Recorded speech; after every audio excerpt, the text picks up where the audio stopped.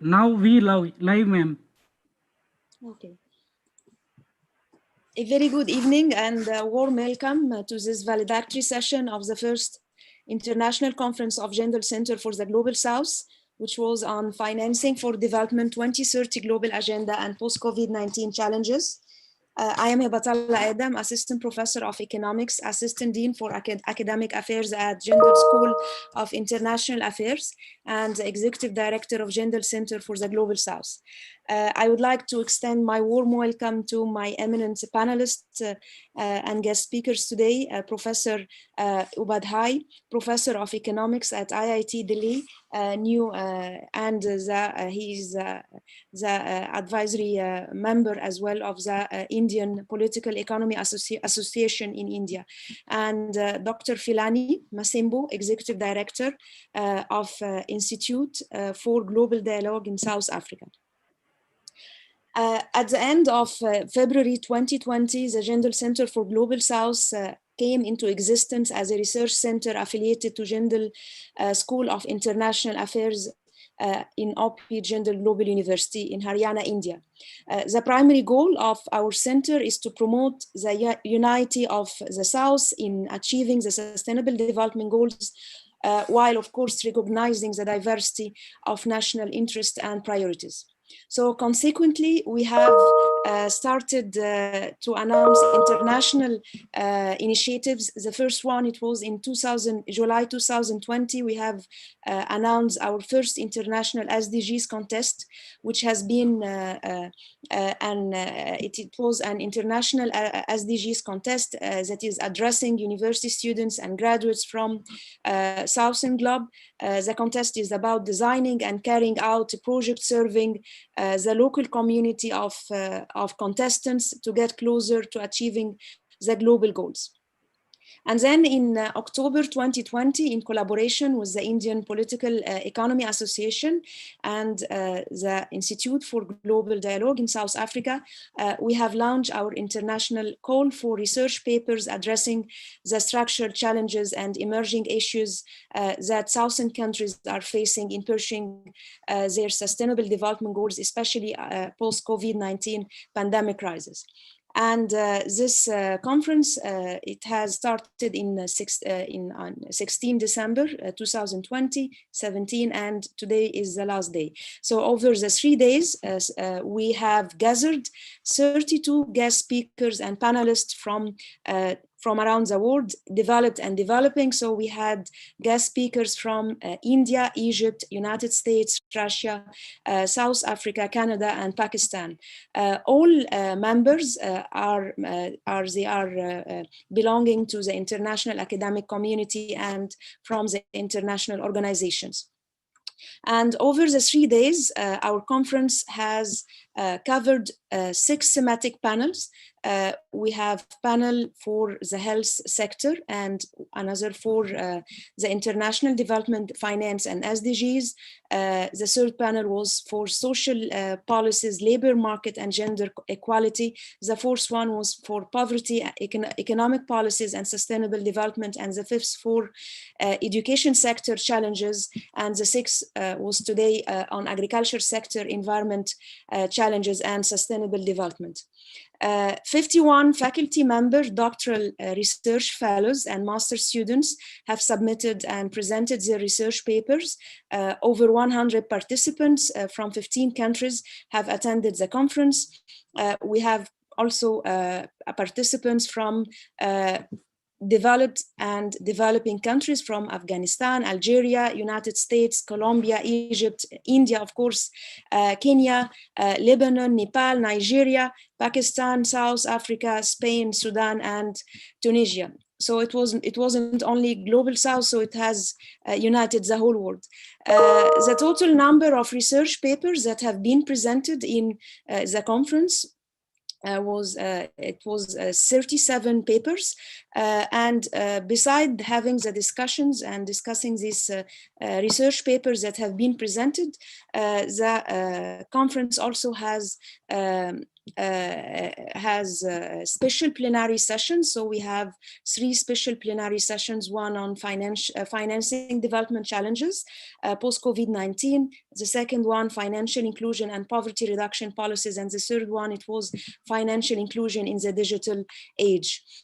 On third day, we had our SDGs contest. So we had 15 contestants, and they are organized in 7 teams, and they have presented their projects today, and we'll announce at the end the winner of that SDG contest. I will summarize quickly the main recommendation of our session, of our conference.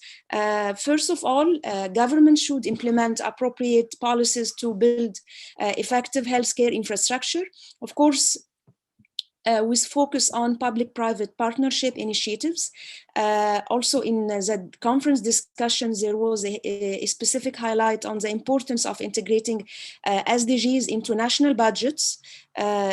Third, in order to ensure sustainable recovery of COVID-19 crisis, government should focus their investments in 3 key sectors: investments in human capital, especially healthcare coverage, education, labor force skills or reskilling labor force in the digital era. Second, investment in resilience, ecological societies. And third, investment in infrastructure. And here, more focus is on public-private partnership and investments in digital transformation. Also, the conference has recommended, or discussions in the conference are recommending that government should create regulatory incentives for the private sector by making the disclosure of their sustainability report mandatory to ensure investments are being channeled toward achievement of SDGs. And regarding financing sustainable development post-COVID-19, so the main recommendation was that we should now start to, the debate was already there, but we are highlighting more that it is now important to shift from traditional sources to new innovative sources of finance, like mobilization of private domestic resources, philanthropies, remittances, and South-South cooperation, of course. And the last point is that international trade will be a must now post COVID-19. So the WTO is having this new task, is to guarantee that trade is not only free, but trade is also a fair trade. Now, before going to the winners of and best papers, so I would like to call Professor Upadhyay to give his keynote address about our conference and our valedictory session today. Professor Upadhyay. Okay. Thank you very much for giving me this opportunity to share my views in this first international e-conference of Jindal University on financing of development 2030 global agenda post-COVID challenges.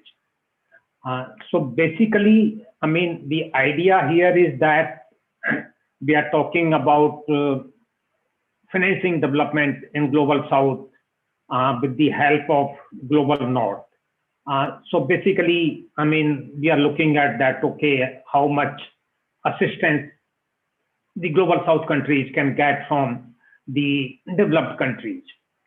But to understand this idea, we need to look at the present situation. The present situation in the sense that what kind of crises the whole world is facing, how the developed countries themselves, what is their situation economically, the health situation, and so on. And also, it's very important to know that what kind of geopolitical situation we are living in right now. So all these things actually determine that what is this interaction in terms of assistance from the developed countries to the developing countries. The point here is to notice that at this point of time, given that it's such a huge period of crisis in many dimensions, it's really, I mean, very unlikely that much assistance is going to come from the industrialized countries from the developed countries. Why this is so? I mean, why I'm saying this? That is because the world situation right now is facing so much uncertainty in so many dimensions. So at this point, I mean, these countries which we think are capable of assisting other countries, they themselves face serious crises of various types and so on. And they are not really so certain about their own countries, own situation. They are not certain about how to handle the present situation. So in this situation, to expect them that they will come to help other countries, I think this is a very simplistic view in my point of view. Why I am saying so actually, let me elaborate on this subject. First of all, their immediate issues, the health crisis, and connected to that, the economic crisis. We all know that the corona situation, which has been there with us for almost 1 year, is still going on. It has already claimed 1.6 million lives, and the per day count is also more than 12,000.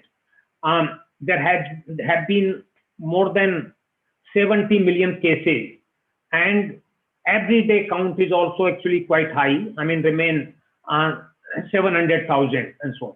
Alone in US, I mean, I'm taking US as an example. Similar is the situation of the Europe. In US alone, there have been more than 300,000 deaths and 17 million cases. And their per day count is 200,000, and per day death figure is also very high. So we all know about that. These things actually we must have discussed in the conference, that the issue of the vaccine availability of that. And there are many questions here that how effective will these vaccines will be there. There are many actually candidates for the vaccines and so on, but some important like Pfizer and so on, they are important ones. How, I mean, these vaccines will be distributed, what is the role of big pharma in all these things and so on. Suppose they charge very high prices, then how do the poor people get all these vaccines and so on. So about this issue, actually we will get some clarity in a month's period when we will know if there are any side effects of these vaccines or not and so on. So this, and again, I mean, there are several places actually where we are seeing second wave, third wave. America, for example, US, there's a third wave. So, I mean, there were, I mean, expectations that, okay, 2020, I mean, this is bad year, but maybe next year, maybe recovery in economic terms and health sense and so on. But this is also not known so far. I mean, there were projections made about 2020 in economic terms. We all know that all economies are suffering, including the developed ones and so on.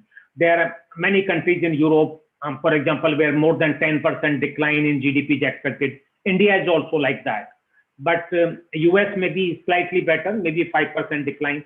Only place actually where we see some positive growth, we all know, is China. I mean, where they can expect 4-5% rate of growth and so on.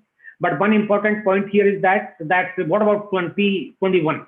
I mean, earlier expectations were that okay, this thing will be probably over in a year's time. 1 year is already over, but we are seeing that this is not really so. In Europe and America, this thing is still, the crisis is still very serious and so on. So we all know about that. We know that 10-15% rate of unemployment, how people have lost their jobs, their incomes and so on. And much more so in our countries, developing countries, where levels of poverty have increased. So this is the situation. But compounding actually this thing is that we also have a major change politically, globally, in the sense that new administration is going to take over in the United States. We are going to see a new president in 1 month's period. So how, I mean, so a lot depends on that actually. What direction is this new administration going to take? We have had 4 years of Trump administration, and we have seen that what kind of uncertainties is created globally and so on. So there are very immediate issues actually. So, I mean, all these things, because what I'm trying to say that all these environments economic, health, and geopolitical, they're important. Then only we can think of coming back to the normal situation, which were prevailing some time ago. Then only we can think of cooperation between North and South or whatever, and so on. So what I'm saying, I think that there's two very immediate things actually which this administration has to deal with. And these are the things which relate to existential crises which the whole world is facing. One about the nuclear situation, nuclear arms treaties and so on. We all know that what actually Trump administration did.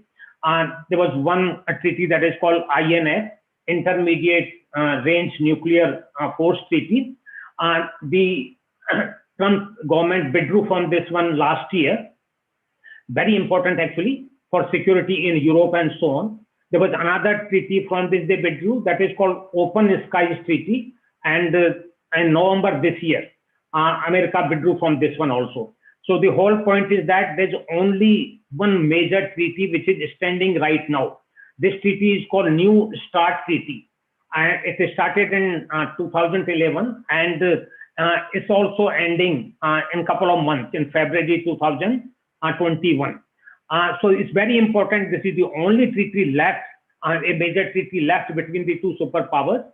Russia is suggesting that we extend this treaty without any conditions because we don't have any time to negotiate. So if we have 1 year time, there can be negotiation and then it can be extended.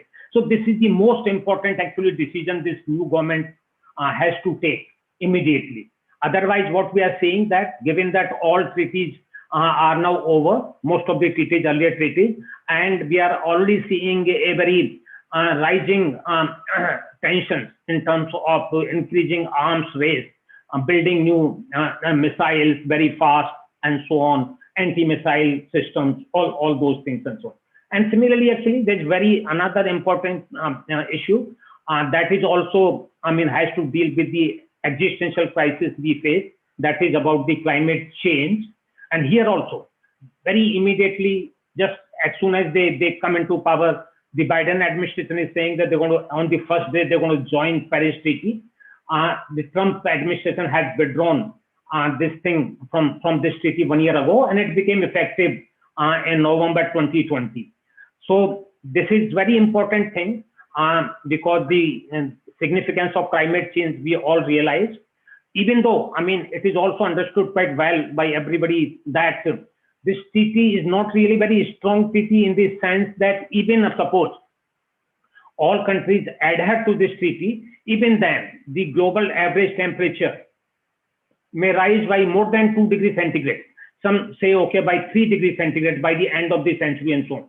So even if every country adheres to the goals which they have announced, which they have said, okay, they will follow, even then, the seriousness of this situation is understood by all scientists around and so on.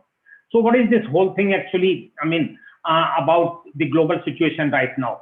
The point is that the Western countries are not really so secure.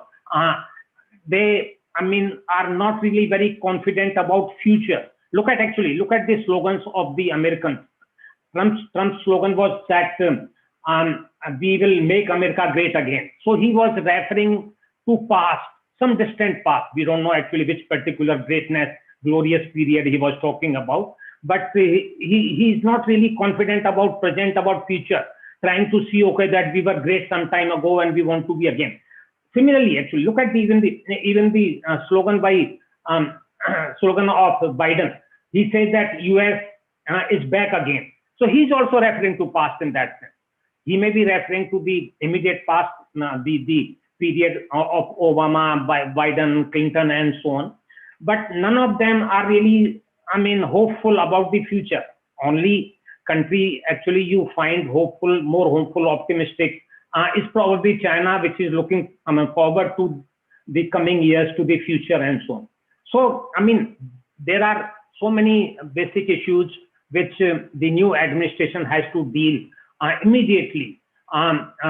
We all know that, expectations that nothing much may change here because America is the leader of the Western world, is the imperialist country. So imperialist policies of America may not receive, drastic change. But even then, some change people are expecting in the sense that they may talk more about democratic values, human rights, and so on. But more importantly, what we have to see is that what steps they take, what policies they adopt. So that is more important. Now, again, very, very briefly, actually, we can also look at some of the issues which have been American government has taken immediately, even after the victory of Biden. In American system, actually, you have got 2 years gap between the election and actual when a new president takes the position and so on. So only like a few days ago, they put sanctions on Turkey because Turkey bought this S-400 anti-missile systems and so on. So under this system where they can counter the American adversaries, CAA, CSA, CAATSA sanctions, Turkey has said, okay, that this is attack on their sovereignty. Similarly, look at the immediate few days ago, America again put sanctions on some companies in Russia and Germany and so on, relating to the pipeline, long pipeline, Nord Stream 2. So again, without taking into confidence the European countries, they're trying to actually punish them and so on. And very briefly, look at some of the steps which are there in the Middle East area. Even once actually Biden's victory was announced, there was an assassination of Iranian scientists, a kind of provocation, so that they put Iran in such a difficult situation that whether they attack or whether they retaliate or don't retaliate, what options they have. And again, a lot of things are happening. For example, the present administration is pushing pressure on many countries to normalize relations with Israel. Some countries, like we had 2 countries earlier, Egypt and Jordan, which had treaties earlier, but now UAE, Bahrain, and Sudan, Morocco, some of these countries have been pressurized to improve relations. So these are the actual issues. One of the most important things which we want to see in immediate future is that what this present government does with respect to the Iranian nuclear deal. So this Joint Comprehensive Plan of Action, JCPOA, whether America joins this thing or not, Iran has said, okay, that if the other countries don't really follow the norms of the treaty, that they're going to enrich more, and they're going to remove restrictions on the enrichment and so on. So these are the issues which we immediately see. We're going to see that what happens here and so on. Now, very briefly, one last point I want to touch upon is relating to the question of trade. So the whole thing that how confident people are about future, about trades, about possibilities of cooperation between countries, integration between areas and so on. So we are seeing that America, Europe, so they don't really have much confidence in future. They're so pessimistic about things and so on. So that is why these protectionist tendencies are developing everywhere. India is also one of the countries where we are having development of protectionism, these trade restricting policies and so on. Very recently, last point actually I want to make is that very recently we had this signing of this new pact, RCEP, Regional Comprehensive Economic Partnership Pact, between 15 countries, 10 Southeast Asian countries, and then there were 5 other countries, South Korea, China, Japan, Australia, and New Zealand. It's a very big, actually one of the biggest bloc in history, trading bloc. The idea is that even though globally this multilateralism is slowing down, losing ground, but these countries which have signed RCEP, they show support for openness, for connected supply chains, freer trade, closure, independence, and so on. According to this pact, actually, 92% of tariffs between these countries on goods will be abolished over time and so on. But we all know that coming to India, that our country, India, has refused to sign this pact. Our government is trying to say that such pacts actually harms us, harm our industry, deindustrialize us, and other countries take advantage. But this point has been refuted by many people who say that this is the age of integrated production, supply chain, and so on, and of cooperation. So if we keep ourselves out of such systems straight, then we are ultimately going to hurt ourselves, because if we don't allow other countries to export to us, so obviously those countries are also not going to allow our accept our exports to their countries and so on. The point is that why actually our country has taken this step. Basically, I mean, whatever they may say, but the main reason is that our government does not really feel so confident about the shape of our economy, about the competitiveness of our industries. Many areas in the industrial sector, actually, they are scared of free competitive trade. We know that agriculture or dairy farming and so on, they have problems. But in one area, at least, actually, we are doing not that bad in service area, IT industries and so on. But there also, I mean, some kind of issue is there that our IT industry requires movement of professionals from one country to another country, physical movement of people. But these RCEP countries were not really willing to give us much concession in that area and so on. So the whole point is that at the time when we should be cooperating between, there should be cooperation between South countries, and all these countries, 15 countries actually, which have signed this act, they are quite optimistic about future. These are the countries which have very strong, have a strength in trading areas and so on. They're exporting countries. But running away from pacts, running away from international cooperation, running away from supply chains, running away from helping each other, that's not going to help us. That ultimately may even lead to our isolation in this very important region of Asia and other southern countries of Africa and Latin America. This is what actually I have to say.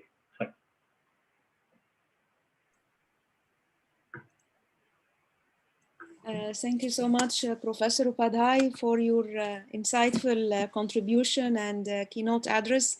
Now I would like to call Dr. Filani to give his remarks and comments on our conference and on the topic. Thank you very much, colleagues. Thank you for the opportunity to just share a few, just a few thoughts essentially around the key topics that were addressed. And I think I'll focus my input really on the issue of, the challenges of financing for development, particularly in a COVID landscape. Every time I'm about to say post-COVID landscape, something at the back of my head tells me to just say no, just say COVID, because I think the era we sort of getting into, what we have to be cognizant of, and I think here the ideas that come from the Global South will become very, very important, is that whilst this is the most severe pandemic in 100 years, I think there is a growing realization that this is certainly not the last one, and not the last one in our lifetimes, especially. We're entering almost into a sort of a zoonotic era where we are seeing much more transmission of various diseases from animals to humans. And part of that, and a big part of that, is because of the development models that have been chosen over the past decades, over the past few centuries. These development models have been proved to be unsustainable. They have been proved to not have a clear balance between human civilization and nature. There is overproduction, there is a lot of wastage that happens, and there is a lot of encroachment into nature, unnecessary encroachment, if I may say. So there isn't a proper balance between the type of development models that have been chosen and the results that we are now seeing. Now, if we look at the reactions from the Global South and some of the key ideas from the Global South, and if we really take it back, even, those hundreds of years that I'm mentioning, is that a lot of the critique that has traditionally come from the Global South has actually pointed out a number of issues that the scientific community globally and the research community is actually convinced now and converging around. And those are issues of sustainability. Those are issues of the ecological impact of economic activity that we undertake. And the Global South has traditionally been a critic of these development models because they've criticized them for creating inequality, for creating poverty, and for creating a whole range of socioeconomic challenges within the Global South. And I think this is something we need to be aware of when we are looking at a post-pandemic order, because a post-pandemic order cannot be a revision back to normality, when normality was not really very sustainable. And in fact, normality is what has brought us into this era of pandemics, if one could call it that way. Now, many of the ideas from the Global South have been increasingly making their way into the mainstream of international development discussions. So when we spoke about sustainability hundreds of years ago in the era of colonialism and imperialism, when we spoke about sustainability, when we spoke about the damage being done to nature, when it comes to the development models that many of the peoples from the Global South were seeing, those ideas were largely dismissed. But we've seen that in the past few decades, many of those key ideas around sustainability, around harmonization between human civilization and nature, all those ideas which were maybe fringe ideas have now made their way into the mainstream. So we have to take ideas and experiences of the Global South much more seriously moving forward, because one could argue that these things that we are seeing were essentially predicted. But moving forward, it's going to be much more difficult for the Global South, because we can no longer rely exclusively on the Global North to finance, for instance, development. We cannot rely purely on the North as sources of development cooperation, as sources of direct investment. And therefore, one of the important things that happen looking forward is, how do we build greater resilience within the Global South?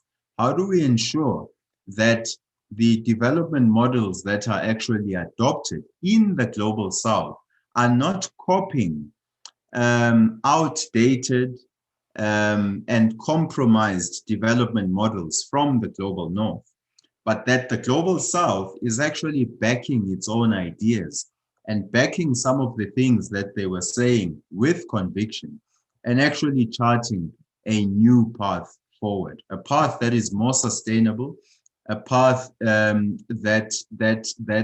is essentially much more in harmony, I think, with the natural environment. And I think these are some of the ideas that need to be supported from the Global South.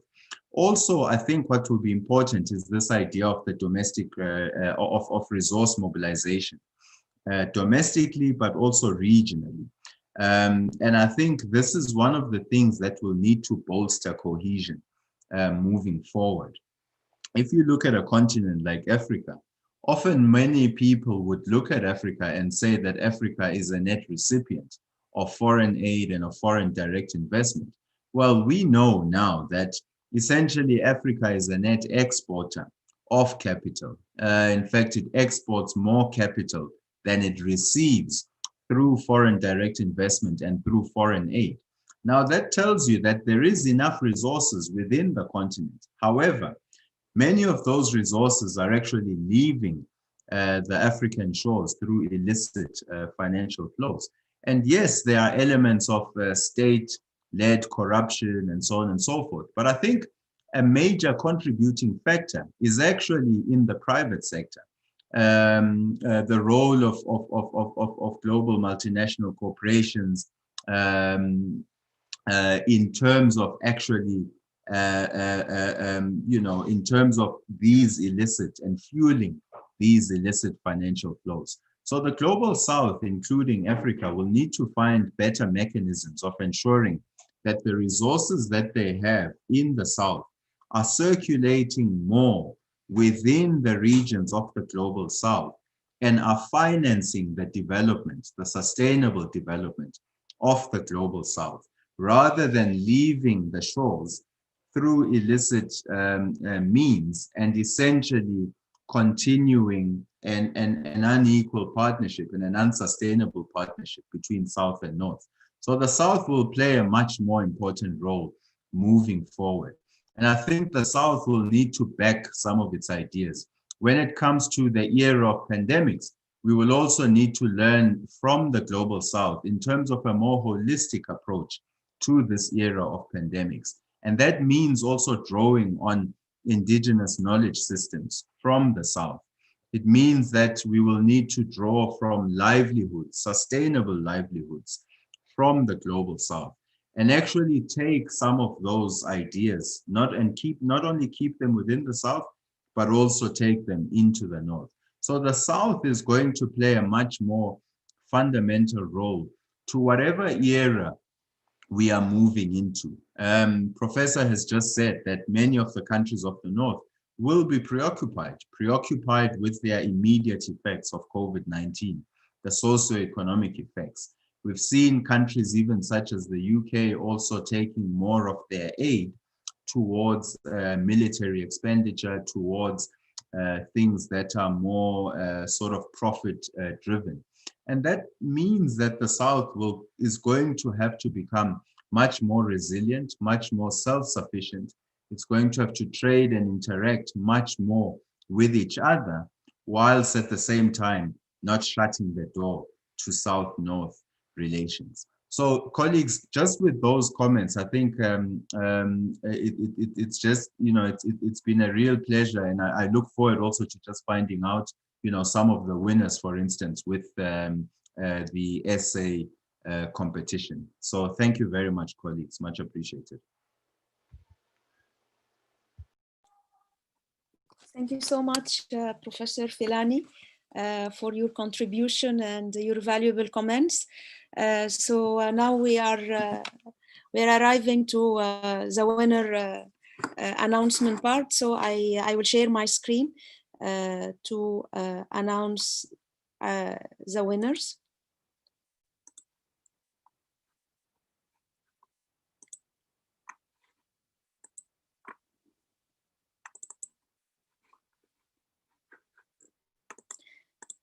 So as before starting, as we know, we are having 6 panels. So we are having in the 6 panels 3 winners in each session, in each panel discussion. And we are going to announce also the winner of the case study at the end. So starting by the first panel, which is which was about the health sector and challenges of COVID-19 pandemic. So at first best paper is Ridhi Jain and Pooja Singh. The second goes for Aparna Samudra, and the third is for Nina Malhotra and Maninder Kaur. So congratulations for the winners in this session for their best papers. In the second panel discussion, International Development Finance and Sustainable Development Goals, the first best paper is Sanjali Mitra. The second best paper goes for Prachi Mittal and Shreya Mishra. And the third one is goes for Sujin Chin. In the third panel, policy, social policies, labor market, and gender equality. Actually, here we had more because they were getting the same grades. So we are having for first one, Isha Shrivastra. And for the second best papers goes for Harpreet Kaur, and the second also goes for Anil Kumar. And the third goes for Kumari, Gunjan Kumari, and the third also goes for Sohail Bhatt. The fourth panel was about poverty, economic policy, and sustainable development. The first best paper goes to Shavita Garg. The second is Tufan Patra, and the third Anjali Tripathi. And in education sector, challenges and opportunities post-COVID-19 crisis, the first goes for Sanjeeva Kumara, second for Tanveen Kaur, and the third for Anjali Mehra. And the final panel discussion for research paper, the first, it was about agriculture sector, environment challenges, and sustainable development. First one, Pragya Patel, and the second, Ruchana Arora, and the third goes for Kuldeep Singh. So this is for the research papers that has been presented in our international conference. Now speaking about our SDG international contest, so we are having also 3 best projects. The first project winner is, it is titled Janam. We are going, by the way, to publish information about these projects that have been got these best places. So the first one is Janam. So in that team, there is Avni Agrawal and Janvi Charma. The second best case or project is for open closets for Ayushi Charma and Asta Goel, and the third is for the project title Peace, Justice, and Strong Institutions, addressing the Devadasi system using legislative and socio-economic recommendations. So this is in that case or project we are having 4 team members: Sparsh Shavan, Nandini Bhatnagar, Pars Parik, and Feroza Moody. So these are all the winner of our international conference and international SDG contest. So I will, before we end our session, I just want to stop sharing. So please stop sharing. Okay. So I have stopped sharing. I hope it is stopped now. So before I end to close our whole conference and our session for today, I would like to extend my my sincere vote of thanks for my team member, the organizing team for the conference that were assisting me for 3 days. In monitoring session and writing reports, and they have given great assistance for me. So I have with me Shreya Mishra. Shreya is the Junior Research Fellow in GSIA and Assistant Editor for Jindal Center for Global South. Also Mansi Singh is a Trip Fellow in GSIA, and she is academic tutor at OP Jindal Global University. And Sharmishta Singh is a research intern at Jindal Center for Global South. Olina Pandey is a member of the editing team in Jindal Center for Global South, and Dea Shordia and Muhammad El Bidewi, Sanjali Mitra, Shovan Sinhari and Yumna Selim. They are all research intern and member of the editing team in Jindal Center for the Global South. So we have to recognize their efforts. So thank you for your assistance, and I would like, of course, to extend my sincere gratitude for Professor Upadhyay and Professor Filani for making this conference to be in Turil, and we are achieving this, and they have accepted to collaborate together. So we look forward that in future we are going to collaborate in SDGs, more SDGs events like this. Thank you so much, Professor Upadhyay and Dr. Filani. Thank you. Thank you so much. Hello. Thank you. Saria ma'am. Yes, Shubham. Yes, ma'am. Good evening. Good evening. Actually, yesterday I am not sharing you the link, right? And so now we are not live. Yeah, ma'am. No, I am actually stopped the live. Okay. Okay. Today I am sharing you the link. So please, but All also the session, today, yeah. Could you also, please mention your email ID and contact detail in chat section? yes, it is. It is written here in chat. You wanna me to write again? Actually, I want to talk you yesterday, but you leave this session. Okay, I'm sorry for that, but I have got Okay, the no problem information. at all. Yeah. I have got now. It is this session has been it has went live on law school, not GSI, or there is some confusion. They are Yes, texting me on what. yeah, ma'am. Actually, there is some confusion. I am on leave today. Today I am on leave. Uh, After I got the mail, after that I just joined the meeting. Okay, No so problem at all. Please share your email ID and contact detail. I have already to make sure before I leave that you have got Actually, I it. got your email ID. Yeah. So Okay. what? Okay. So what contact you wanna me, and I will share it with you. Sorry. I write. I have what you want my WhatsApp number, for example. So I have given you my email. No, email ID and contact number only. Okay. Yeah. I am sharing you all the link. There are 4 link. I am just sharing on your email ID. After 1 hour, half an hour or 1 hour. So this session today, is it live on YouTube? Yes, ma'am. Okay. Okay. So please send it to me, Mr. Sure, ma'am. No problem. Okay, so Professor Upadhyay and Dr. Filani, I'm really delighted for being with you today and greatly honored. I will prepare the report of the conference, and I will share it with you because we are going to share and with on our social media, and I will going to send to you as well to share it from your part. And so I hope you. So we are celebrating ending 2020 with a good event like this. So I hope 2021 will be a good year, and we'll collaborate on other things. And looking forward for next year, inshallah, our conference. Thank you so much.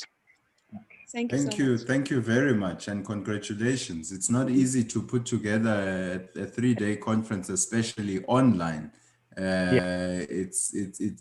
One could even argue it's even more difficult than the normal ones. So congratulations on that. Thank you very much.